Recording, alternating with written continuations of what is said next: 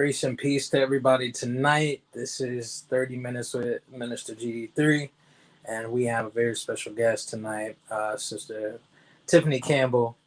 She has decided to join us tonight for our final conclusion of this segment, 30 Minutes with Minister Gdiii. We have been honored and blessed to have some dynamic people come from all over this great country to talk about what they're doing for the kingdom.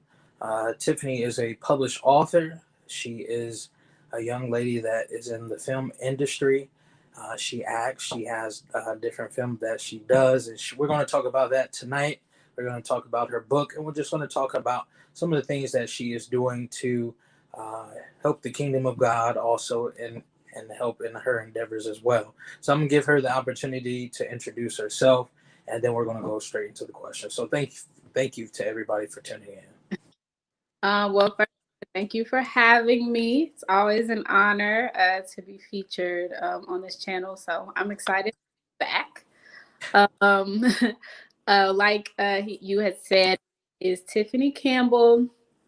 I'm a published author, two-time published author, a filmmaker. So I screenwrite and I produce films. I have my own production company called Creative Productions. You can visit us on our website at creativeproductions.com, or you can check us out on YouTube at Creative Productions on YouTube. You can just type it in and we'll right up. But yeah, those are a few things that I do. I'm a woman of God, I'm out here living for Jesus. Thank you, Jesus. And enjoying it, so yeah. Good. That's powerful.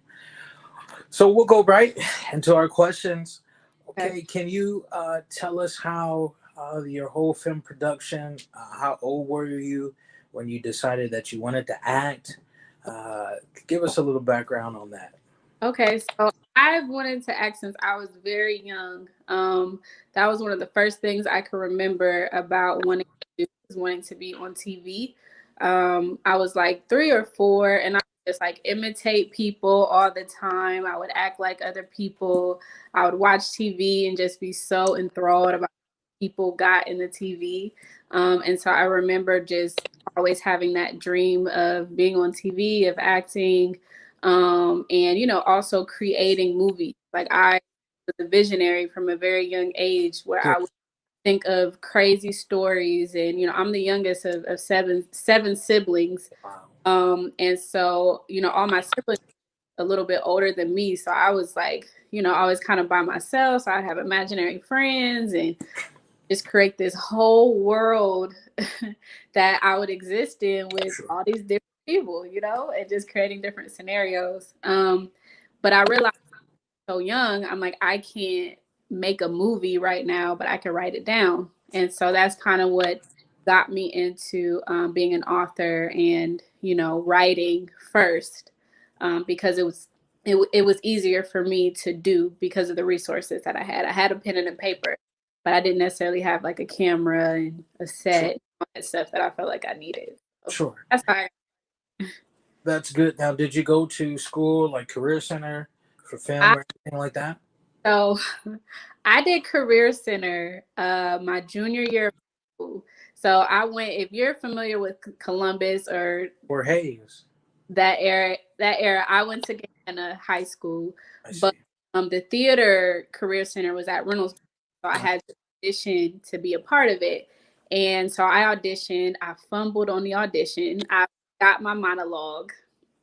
So I was in there struggling. I don't know how I am, because I did terrible. And so then I get into the program. It's just 2 Black girls, me and another girl that's in the program, and everyone that was in it had been in it before. So I was like the newbie, and I was very intimidated. Like, I loved theater, I loved acting, I loved everything about it. But because I felt like such an ass and I felt so alone, I got really bad stage fright. So anytime it would come for me to go and perform in class, I would literally freeze up.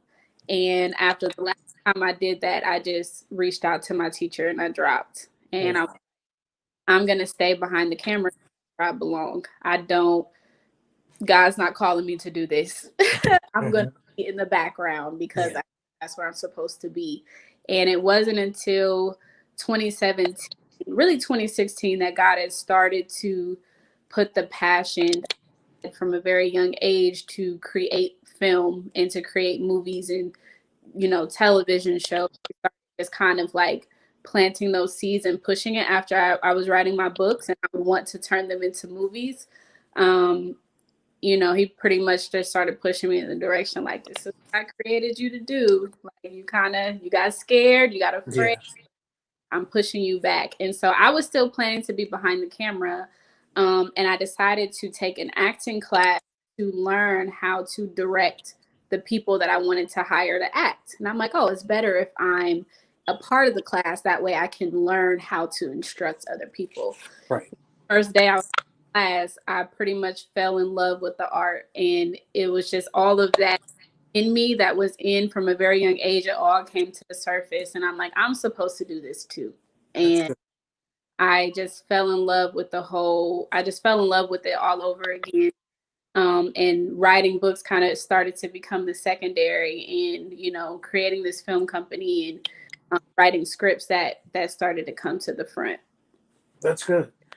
So we'll go right into you publishing 2 books. How did you said after God pushing you, you knew that you were supposed to be in front of the camera. So how did the books come along as well? Okay, so I wrote my first story in 3rd grade. Wow. That was the first ever story. I got inspired from a Family Matters episode. Steve Urkel had wrote a story in class, and they acted it out the show. And so that to me was like, oh my God, that's how you do it. You write it down, and then eventually it gets on TV. Like people just out. And so pretty much my 3rd grade, I think I was like 8 or 9. I pretty much wrote that episode. I just put my own little spin to it because I didn't know what to do. But that kind of stuck. So, and I actually wrote my first book when I was in 7th grade. It was like 60 pages. It was called 9 Lives. Wow. And yeah, I just swore I was gonna get rich and famous off of that. What was it about, cats? No, it was so it was about this girl. She lived in Chicago with her mom, and her mom had died, and so she had to go to LA. It was always the kid always moved to LA, which is kind of wild because I have now transitioned to LA, but she went to live with her dad in LA, and she had never really lived with him before. So, she goes out there and pretty much she escaped death when her mom died. I don't know why I called it 9 Lives, but it was like, oh, okay, she gets so many chances. And I think her mom ended up actually being alive at the end of it or something. So interesting. Absolutely 7th grade, very ratchet, was very true to the 2000 era. And I knew that I always wanted to write movies because all of the lead characters in the book were like actors and stuff at the time. So, it was pretty much like a script in the making. But that's when I wrote my first quote unquote book then. But I had the whole thing with like theater, my theater class and all that. I kind of fell out of love with all of that stuff. I was just like, you know what? I started going through my own things, and I just started drifting away from just being creative. And it wasn't until I was really like in one of the darkest times of my life in 2012 that I started writing again, because writing was all escape for me. And so I moved to Chicago in 2012, and I wrote Scared of Beautiful, which was my first book. And that was just, to me, it was just like release. For me, I just wanted to be creative. I was just getting my feet wet with writing. And I had my best friend reading it as I was writing, and she was like, you need to publish this. Like, this is really, really good. And so it gave me something to live for at that time. I was in a very dark, suicidal state, and creating really pushed me to, it just gave me purpose. And so that's what Scared of Beautiful was. I was 21, 22 when I wrote it. So it's very true to who I was Sure. at 21, 22. I've grown so much, just even as a writer since then. But a lot of my day one readers, my fans, they love that book. They actually like it more than my second one. Some of them do. But yeah, it was a love story about two, like a guy and girl. I told it from two perspectives. I had a lot of guy readers too for that one. What did they think about it? They loved it. They were like, "Did you study men before Really? you?" I was like, "Absolutely not." Wow. But I just, whenever I write, I try to write as the character and from their perspective, and to really try to be as true to who I think the essence that they are. I try to be as true to that as I can be. But a lot of men like that don't even read. They were like, I don't read, but I was hooked. And then they thought all the girls in there were pretty. So, it was a win. That'll do it, right? It was a win-win for them. But yeah, it was a love story about a guy and a girl who both had came from different hurtful and broken situations in their past, and were really just afraid to love each other, afraid to pursue their dreams and their passions, afraid to be honest. A lot of things that they were afraid of. So it was really a book about fear and overcoming that, and just how messy that can look while you're going through. So Yes. That's that was good. my book. And then I had rededicated my life to the Lord. And there was a service that my pastor had caught me up, and he had just randomly started praying over my creativity and just who I was going to be one day. And it was just so random.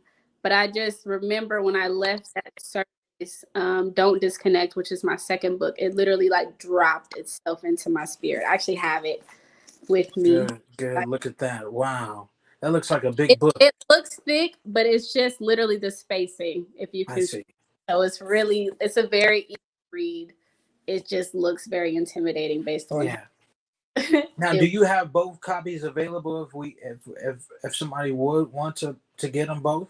I do not. My first book, I worked with a publisher for that book, Hmm. and he has like all of the formatting and all that stuff. So I always have to go through him to print out the physical copies. And I don't speak to him anymore. So I I see. have to republish it again. Like, Yeah, which I plan to do, to come out with like a second and third installment of that that book. would be good. And so I plan to I need to touch that one up, clean that one up a little bit, and then Yes. Yeah, I agree. Now, I want to ask you a question. If somebody is watching this or will later watch this at a later time, when we talk about purpose, when we talk about sometimes we lose the purpose to live, we lose our desire to want to go forward in life for whatever reason. What would you say to a person that is facing some challenges, back up against the wall, and just at a point of, God, I don't know what to do? Seeing that you've been in that predicament, I can speak from my own perspective. What advice or what direction would you point them to tonight? first, especially if they're already calling out to God, I would direct them to a trusted friend, family member, someone that they can talk to. I don't ever recommend to hold that in. I was a person, I hoarded my emotions, my feelings, Hmm. thoughts. I kept it all in and I stuffed it. And I think that's what got me to my low place of like depression and all of that and suicide, because I didn't feel like I had an outlet. And so I'm just here to say that there's always someone in your space that would rather have the ability to hear your voice than to not ever hear it again. Yeah. And so you don't ever think that no one will be willing to understand, or no one will be willing to talk you through, or that said the same story over and over. Like, they're always willing to hear it. They always want that opportunity to be able to hear it from you than to have to reflect back and wonder why you didn't talk to them. And so that's the first place that I would direct you to. And if you don't know, if you're lost on what you're good at or what you can do, like that, the people that are in your space, they're able to tell you more about yourself than you can really see. You can ask people around you, hey, do you notice something that I kind of do just naturally? Like if you're not aware of things, or going back to your childhood and thinking of the times that you were the happiest, or the times that really brought you a lot of joy. A lot of who you are is developed at a very young and early age. It's And true. sometimes it just takes us reconnecting with that little girl or that little boy to understand, like, man, I really love doing that, and I stopped because I got afraid. I stopped because someone made fun of me, or I stopped, for whatever reason. There's different things that kind of allows us to lose our confidence as kids. But just going back to that place and just trying to remember the last time you can recount where you really were filled, and felt fulfilled and felt like you had something to offer this world, because we all do. That's why we're here. It won't Yes. look like me, and it won't look like you, and it won't look like the next person. Like, the Lord gifted me in this area, but there's plenty other areas that I'm not gifted in, that I'd be wishing, like, man, I wish I could sing, or I wish I could preach like that, or I wish I could, serve in that capacity. Like, Sure.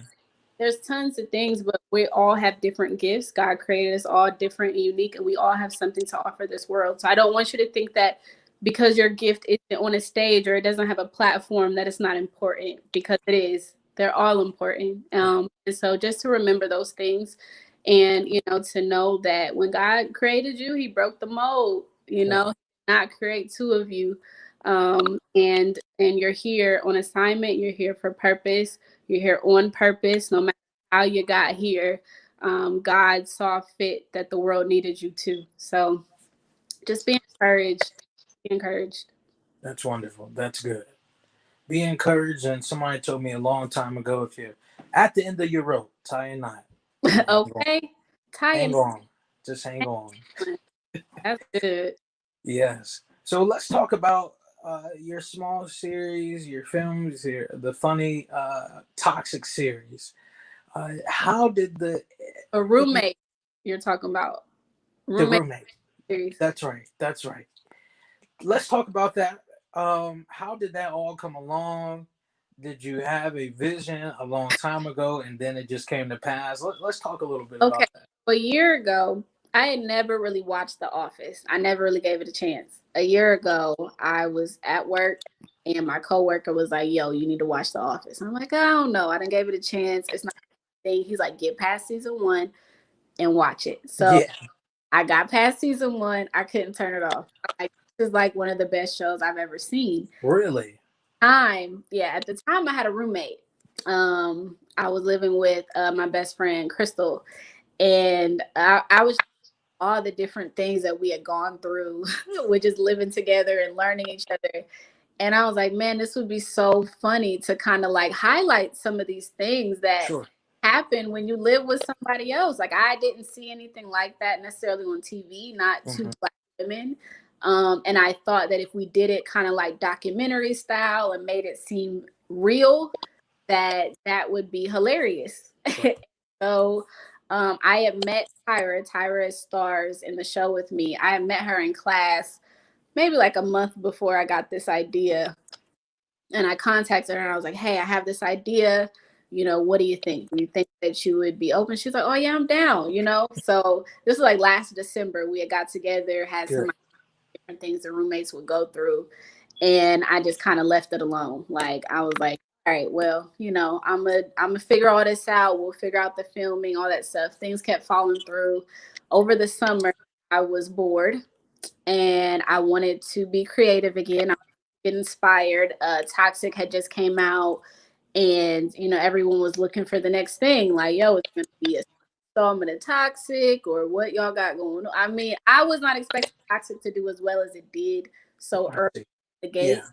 Like, it went practically like YouTube viral. I was like, Yeah. whoa, was not expecting this to happen. Yeah. I just kind of put it out there, and I was hoping to at least get 500 views. Like, now we're sitting at like 90,000 or something like that. So Wow. um, I just wanted to I hadn't created anything since Toxic. I really, that was like my bread and butter. That's all I thought of. I didn't have other ideas. But I had roommates, and my best friend was like, yo, like, you just need to work, just write roommates. Been wanting to do it for months, like, just write it down. And so I sat my butt down in July and I wrote out the whole first season. And then I hit up Tyra and Tone, who played the brother and was also filming. I was like, hey, y'all ready? And they read the script and they were like laughing out loud after reading it. And so if it was funny, like, I was so insecure about roommates. I want to do season 2, like, so much. You got to. Like, I'm like, okay, let's do it better. Now we'll be in a new location. There's so much like that you guys will find out soon just about that whole series. But yeah, so we're gonna do season 2. But it was just I wanted to do something fun. Toxic was so heavy, and I wanted my audience to see the versatility, and that we also can create something very light, very clean, funny, just just goofy stuff. You know what I mean? Season 2, we plan to get more into like character development and lessons and all that stuff. But like, I wanted to just test it out. This was like a pilot season where I'm like, okay, let's see how the audience likes this. Do they like it? Do they think it's funny? Do they want more? Yeah. And yeah, it turned out better than I expected. I can say that. Good. And I apologize. I had the short film Toxic and Roommates. I had them as one. Yeah, no, it's okay. It's okay. So I apologize, but they're two different things. Yeah, they're absolutely two very different things. So tell us about the short film Toxic. Toxic. Okay. And how that all got started. Okay, so Toxic got started. I knew I wanted to write something about a toxic relationship. I had experienced one myself. All of my friends have been in one, and I write a book about a toxic relationship. And then when I sat down, I'm like, I'm not writing a book. Like, that's just way too much work. I feel like doing this. But if I come across somebody that can film it in Columbus, then I will try to do something. I don't know. Maybe. We'll see. For sure. And so I was at an audition and I met the guy who ended up filming Toxic. His name was Kyle Meeks. He was there hosting, this audition. I didn't get because I really didn't fit the role. I wasn't even going to go, but, God told me to go. And I think it was to connect Kyle and I. And I was like, hey, like, if I get you a script, like, will you film it? And he was like, yeah. And I was like, all right. A week later, I hit him up like, hey, I have a script. So I was at work and I was just sitting there, and the Holy Spirit literally, like he does with everything, he just dropped it. Yeah, he just dropped it. I saw the opening shot of her in the bed looking at the ceiling. I heard the first lines and I was like, oh, wow. And I just went and wrote it. And I probably wrote it about an hour. Wow. When I wrote it the first time, none of the voiceovers were there. But I left work on my lunch break. And when I left, I heard the voice playing in my head. And so I picked up my phone and I recorded them all just like that. Like how you heard them in the thing. I recorded them, but I literally just freestyled every single one. And I went back to work and I wrote them all in. And I was like, okay, now it's done. Like, it's perfect. That's good. And I sent it to the director, Jasmine. I sent it to her, and she was like, yo. She was like, this is crazy. And we were like, we gotta make this real life. And so we did. Good. The short film is good, and the series, The Roommates, is good. So go online instead of looking up all the other drama. Go to this wonderful young lady's page and look it up, subscribe, and you're going to get some laughter and some truth. When I looked at the first, watch Toxic first, and then watch Roommates, kind of ease the pain. There you go. Because when I watch Toxic, you start to look at some of the previous bad relationships. Everybody's been in one. I don't care. Yeah, it was if you think you are. Yeah, it was to be self-reflecting. Everybody always asks, well, why did you end it like this? Why did And I'm like, it's meant to point you at yourself. There You you know, go. you can't make this decision for her, but you can definitely make this decision for you. Right. And I wanted people to get mad like it was them and to Mm-hmm. act like, well, dang, is this me? Because I was relating to her throughout Yeah. the whole thing up Mm-hmm. to the end. And it's like, well, if you can see yourself, then you could definitely see yourself in that. I wanted toxic as realistic and relatable as possible because I believe that a lot of our believers lacks relatability. It lacks truth. It lacks authenticity. Yeah. We don't get the happy end of the time. Nope. It's nice, but this walk is filled with a lot of seemingly unhappy endings. It's all gonna work out in our favor in the end, but it takes a few bumps for us to get there. Um, and so I want our production company to really push those hard truths, That's good. not always escapism. We're gonna create things where you can escape from reality from. And it's like, oh, I'm really happy for them. But there's other times where it's like, dang, that is cutting. Mm-hmm. I And, need. and that's needed. It is. It is because I think this walk is all about character development. It's all about heart work. It's all about what's on the inside. And I think we as a community sometimes focus too hard on the outer work and we don't focus on the inner work that needs to happen within us because that's really what God cares about. All the outside stuff are to match the inside stuff authentically in a real way, you know?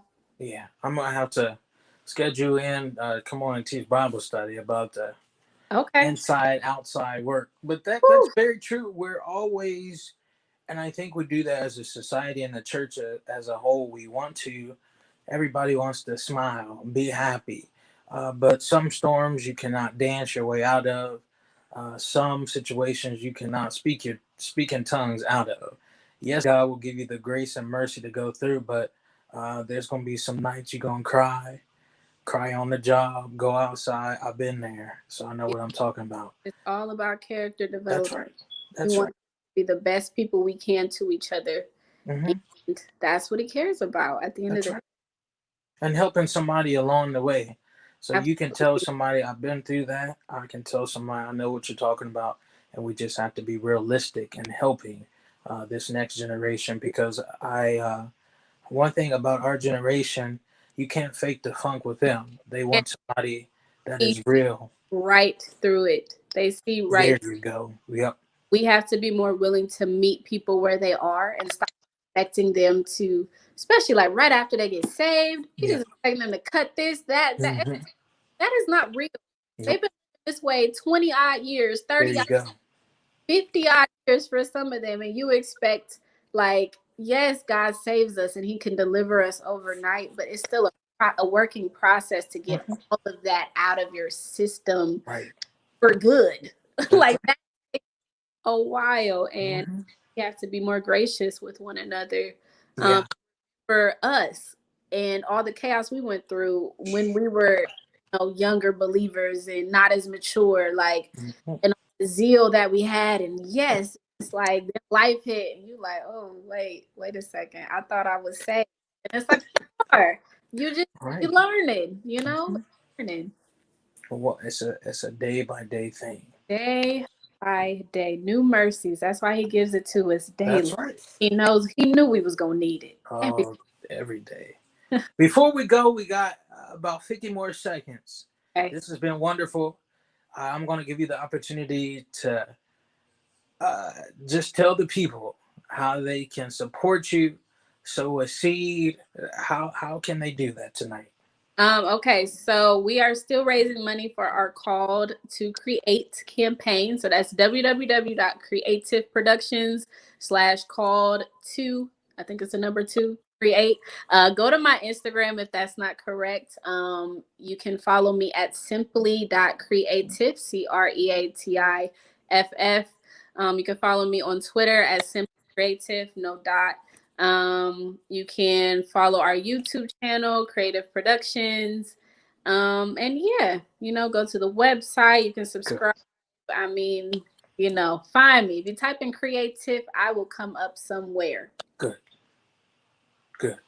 All right, we're at 30 minutes. I want to respect everybody's time, but this has been wonderful. I want to take the time to thank author Aaliyah Worthy, Pastor Corey Hines out of Texas. Aaron Leroy came on last week. He gave you a shout out. He's directing our next project. So Wonderful. Boys and girls, be on the lookout. Wonderful. And then Tiffany, for coming on tonight. I've been honored to sit amongst greatness, as I would call it. God has blessed this ministry to be connected with some of these great dynamic people. So I am blessed to be among these great men and women. Tiffany will be our host for the next panel discussion for December. This will be our last panel discussion entitled Women Are Toxic Too. Yes. Let's be real. So be on the lookout for that. That will be the second week in December at 7 p.m. It will be live here on the Call to Be Different. I will not be hosting. I will be behind the scenes as I'm affording Tiffany to stand in my stead, as she will do a wonderful job. So God bless everybody on tonight. Tell a friend about a Call to Be Different. Those who are watching, subscribe, and let's just continue to pray for one another. Thank you so much. God bless you. Bye-bye.